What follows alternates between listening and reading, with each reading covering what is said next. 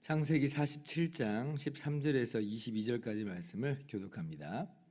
기근이 더욱 심하여 사방에 먹을 것이 없고 애굽 땅과 가나안 땅이 기근으로 황폐하니 요셉이 곡식을 팔아 애굽 땅과 가나안 땅에 있는 돈을 모두 거두어 들이고 그 돈을 바로의 궁으로 가져가니 애굽 땅과 가나안 땅에 돈이 떨어진지라 애굽 사람이 다 요셉에게 와서 이르되 돈이 떨어졌사오니 우리에게 먹을거리를 주소서. 어찌 주 앞에서 죽으리이까?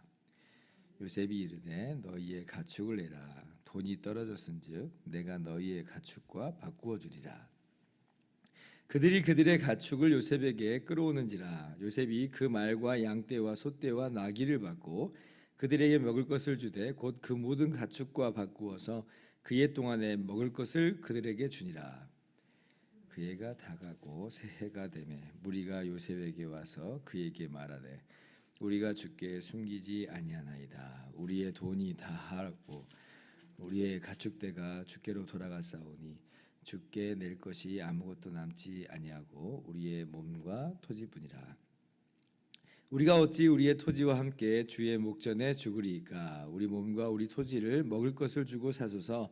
우리가 토지와 함께 바로의 종이 되리니 우리에게 종자를 주시면 우리가 살고 죽지 아니하며 토지도 황폐하게 되지 아니하리이다.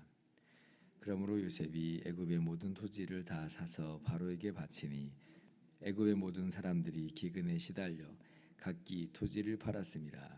땅이 바로의 소유가 되니라. 요셉이 애굽 땅 이 끝에서 저 끝까지의 백성을 성읍들에 옮겼으나 제사장들의 토지는 사지 아니하였으니 제사장들은 바로에게서 녹을 받음이라. 바로가 주는 녹을 먹음으로 그들이 토지를 팔지 않음이었더라. 아멘. 할렐루야. 하나님의 크신 은혜와 평강이 오늘도 변함없이 여러분 가운데 가득 넘치기를 주님의 이름으로 축원합니다. 요셉이 말한 것처럼 애굽 땅의 기근이 멈추지 않았습니다. 우리가 기억을 하고 있죠. 바로의 꿈을 해석하면서 하나님께서 장차 하실 일을 요셉이 말해줬잖아요. 7년 대풍년의 기간이 있을 것이고 그리고 이제 이어서 7년간의 대흉년이 있을 것이다.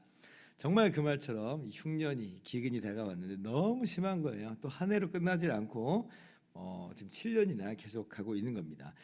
사람들은 뭐 한 해, 두 해 정도면 끝나겠지 이런 생각을 했겠잖아요. 근데 끝나질 않는 거예요. 아마 사람들이 이전에는 전혀 경험해보지 못한 그런 엄청난 기근이었을 거라 생각이 됩니다.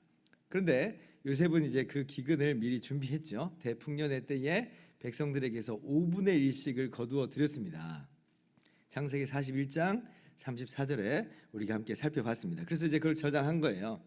5분의 1이라고 하는 수치가 어떻게 해서 나온 것인지는 뭐 잘 모르지만 요셉이 생각할 때 그 정도면 되겠다라고 생각한 수치일 수도 있고 그리고 어쩌면 모든 나라가 다 세금을 걷잖아요.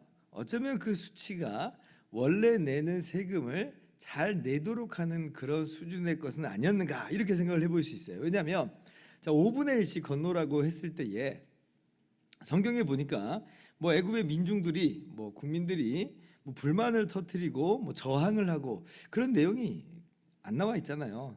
오히려 술술술 다 잘 냈단 말이죠. 성실하게 잘 냈습니다. 그 정도 내는 데 있어서 불만이 없다는 이야기입니다. 그러면 어쩌면 그 내용은 그냥 원래 냈던 세금을 성실하게 잘 내는 거다. 대신 뭐 불공평하게 뭐 뒤로 그냥 세금 안 내고 그냥 그런 사람들을 철저하게 좀 가려낸 것일 수도 있어요. 뭐 해봤자 혹시 뭐 해봤자 뭐 평상시의 세금보다 조금 더 올리는 수준? 아마 그 정도의 모습이 아니었을까. 그래서 이제 요셉이 그렇게 5분의 1씩을 이제 거두어 드렸다는 것을 우리가 알고 있습니다. 근데 정말 참 놀라운 게 뭐냐면 5분의 1씩만 거두어 드렸잖아요. 그런데 그걸로 7년 대흉년을 먹여 살려요. 그러면 야, 이 풍년 기간 동안이 이 7년 대풍년이 어느 정도 수준의 풍년이었는가? 진짜 정말 역사상 이럴 때가 없다 할 정도로 대풍년이었겠구나 이런 생각을 좀 해보고요.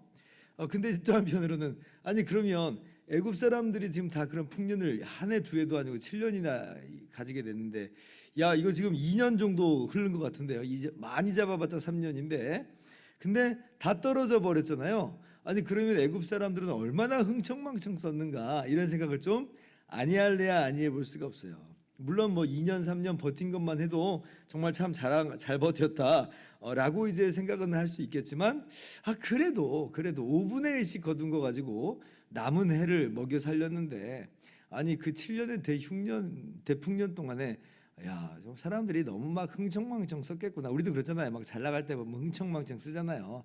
아마 그런 정도의 이 과소비가 아마 애굽 사회에 만연돼 있지 않았을까 이런 생각도 한번 해봅니다. 그러니까 준비 안 된 어떤 그런 애굽 사람들의 모습을 우리가 볼 수가 있는 거예요.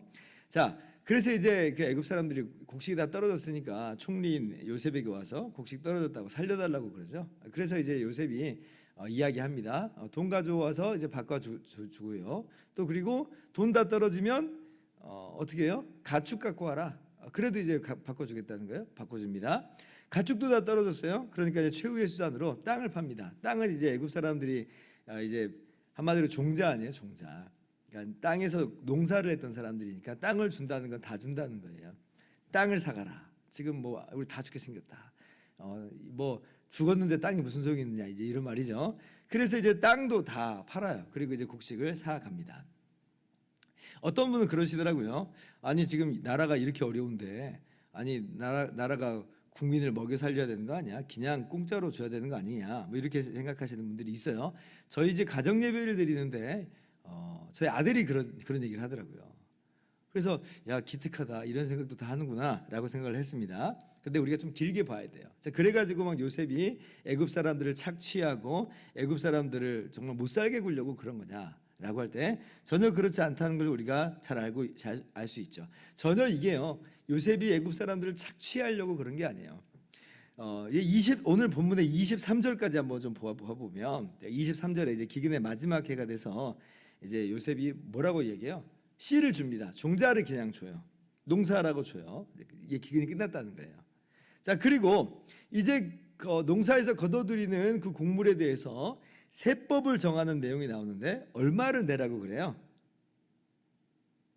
한마디로 말하면 지금 이 국민들이 소작농이 된 거잖아요. 땅이 다 바로 왕의 것이 되고 소작농이에요. 자기 땅이 하나도 없어요. 다 바로 왕의 땅이고 거기서 빌어서 이제 그 농사를 짓는 거예요. 근데 얼마 내라고 그러냐면 5분의 1을 내라고 합니다. 5분의 1. 아까 제일 처음에 풍년의 시점 때 거둬들인 그 숫자 5분의 1 거둬들였잖아요. 그 숫자 그대로예요. 그 숫자 그대로예요. 우리나라 역사를 보면 고려 시대나 그 조선 시대 때 소작농이 소작료로 얼마를 줬냐면 반을 줬습니다. 반을. 정말 세법을 잘 개혁을 해가지고 이제 그것도 이제 항상 그랬던 것도 아닌 것 같고 반짝 좀 잘했을 때가 3분의 1을 줬습니다. 소작료로요 반을 거의 줬어요. 일제 시대 때는 거기다 좀 더 줬다고 그러더라고요. 한 60%까지도 올라갔대요. 아니 그런데 지금 요셉은 뭐만 요구해요? 5분의 1만 요구해요. 그러면 이게 지금 애굽 사람들을 못 살게 구자고 하는 거예요? 그런 내용이 아니었다라고 하는 것을 우리가 잘 알고 있는 거예요. 게다가 5분의 1 소작료를 내라라고 하는 건 세금 포함이잖아요. 이전하고 똑같이 만든 거예요. 한마디로 땅을 돌려준 거예요. 땅을 돌려준 거예요. 즉 요셉은 백성들을 그렇게 살려주면서 결국은 살려내는 거잖아요. 지혜롭게 살려내면서 그리고 이제 애굽의 조세법을 기틀을 잘 잡아서 국가의 기반을 이렇게 잘 형성한 것으로 이런 의미를 우리가 이제 여기서 찾을 수가 있는 겁니다. 그러니까 이제 흉년 이전에는 이제 뭐 사람들 어떻게 보면 이제 불공평한 관행들도 있었을지 모르고 뭐 왕권에 대해서 불평 품은 사람도 있을지 모르고 또 지방의 호족 같은 사람들은 뭐 대놓고 이제 왕권을 막 무시하고 그런 것일 수 있잖아요. 그런데 이제 그런 문제 싹 다 사라진 거예요. 모두가 공평하게 5분의 1씩 내요. 뭐 좀 친분 있다고 뭐 내지는 뭐 좀 힘 좀 있다고 뭐 안 내는 그런 경우가 없는 거예요. 그냥 다 공평하게 5분의 1씩 냅니다. 얼마나 정의로운 사회예요. 불만불평이 없잖아요. 여기서 뭐 누가 뭐 이렇게 불만을 이렇게 터뜨릴 사람이 몇이나 되겠습니까? 그러면서도 이제 강력한 왕권이 이제 탄생하게 되는 겁니다. 그래서 요셉은 결국 이 일을 통해서 백성을 살린 거죠. 그리고 국가의 기반을 잘 세우는 일거양득의 일을 한 거라 할 수가 있습니다. 목사님, 그래도 5분의 1씩 세금을 내는 거 너무 많은 거 아닙니까?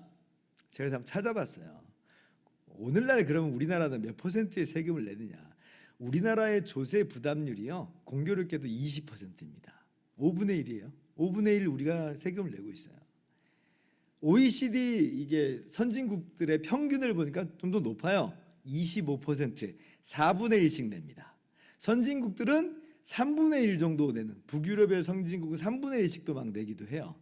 그러니까 이 당시에 5분의 1이라고 하는 숫자가 생각보다 그렇게 많은 숫자만은 아니다라고 하는 것을 우리가 알 수가 있는 거죠. 그래서 결국 오늘 말씀 보면 요셉이 정말 지혜롭게 잘 행했구나. 백성을 뭐 억누르고 착취하고 종으로 부려먹으려고 한 게 아니라 흥청망청하고 있는 그 애굽 사람들을 살리려고 하면 이 방법밖에 없었다. 이 방법밖에 없었다. 안 그러면 그냥 공짜로 다 나눠주면 그것도 가지고 막 흥청망청 해버리면 5분의 1씩 거둔 건 한계가 뚜렷하니까 감당이 안 될 수 있잖아요. 근데 이제 자기 돈으로 다 샀으니까 얼마나 아껴 먹었겠어요. 기근의 시점에. 그래서 결국은 이 시점을 이 어려움을 잘 극복할 수 있었다.